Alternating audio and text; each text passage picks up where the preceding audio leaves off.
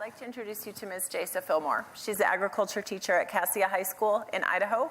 It is a very special school, one of its kind in Idaho. It is an alternative school for students who are at risk. She is a master case teacher. She is an outstanding member. She has been a National Agriscience Teacher Ambassador and an all-around amazing human being. So I'd like to introduce you to Ms. Jaysa Fillmore.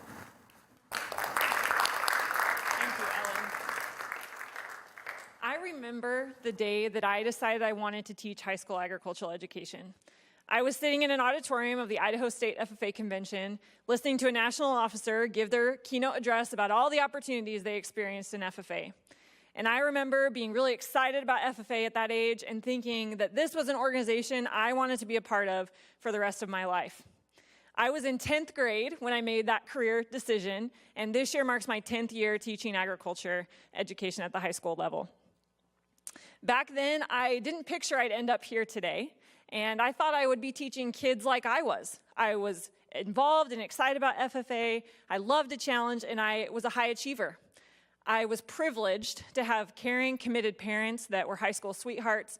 I never experienced poverty. I never experienced discrimination, and I pretty much got to do all the things in high school that I wanted to do. And in college, I did well in my classes, I got scholarships, and I got hired to teach my first job before I even graduated. So I didn't experience some of the struggles that my students today face and that many students around our country are facing. I was naive to those challenges. So everything was going great, and I loved and committed so much time and energy and effort to my career in agricultural education. But about 5 years ago, with 2 young daughters, I had to make a choice. I could choose to leave this profession that I really loved and had been committed to since 10th grade, or I could choose to make it work for my family. And so I had the opportunity to start an agriculture program at the alternative school just down the road.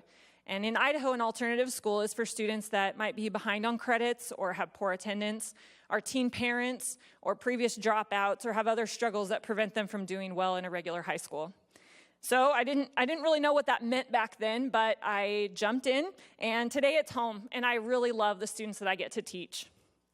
So teaching agriculture at Cassia High School has really opened my eyes and helped me develop empathy for people from all walks of life. I've learned how homelessness and poverty and hunger and addiction and abuse and discrimination and trauma can affect teenagers, and I strive every day to help my students overcome those hurdles to defy the odds. Teaching agriculture at a school like this gives me a front row seat to students experiencing many things for the first time. We have a rabbit barn on campus where my students raise and show livestock at the county fair, most of them for the very first time. It's the first time they've taken care of an animal. We have gardens and a greenhouse on campus where students get to plant seeds and then grow food to provide for their own families for the first time. We go on field trips and invite guest speakers that open students' eyes for the first time to the fact that they might have a future in agriculture. They get to see that there are high-skilled, high-paying jobs right here in our community, most of which don't require a college education, but to good companies that open those doors beyond working in fast food or back-breaking labor. I get to teach students that agriculture is important to everyone, regardless of their background or their future plans. They learn about GMOs, and they learn about food waste and plant nutrients, and they get to take that knowledge out into their world and make an impact. The other thing that teaching agriculture at this school has taught me is that I am a teacher of students first and agriculture second. Agriculture is the vehicle that allows me to reach those students. You'd be surprised about what students open up to you about when you're working elbow to elbow in the greenhouse or when you're shoveling out the barn together. It's these moments where relationships are built and students find out that they have an adult in their life that cares about them. Sure, there are days that I get worn down, we all do, but it's the little moments in this career that make it so worth it.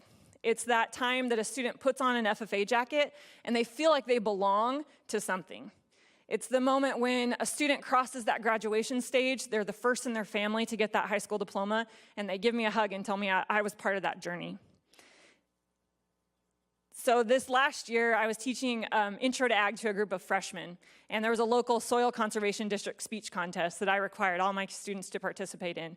Now, they weren't really very excited about writing and presenting speeches about soil to a group of strangers, and they had lots of excuses for why they couldn't attend this contest after school.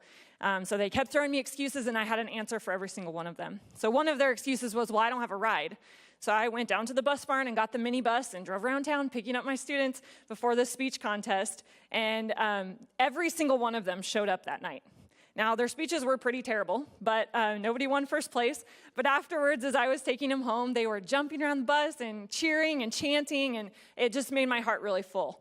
Now, it could have been the ice cream that I gave them from Dairy Queen after the contest, but I think it was because it was the first time a lot of them had really been pushed to achieve a goal. And I got to be part of that, and I'm so proud of them for that. I know my students are listening today, if they stayed in from lunch, that is. So, and I want them and I want you to know that I am an agriculture teacher by choice and not by chance. I didn't just end up here. I choose to be here every day, and I choose to give it my all. Teaching agriculture is my mission field, and I care about my students. I care about every single one of them, and they matter to me.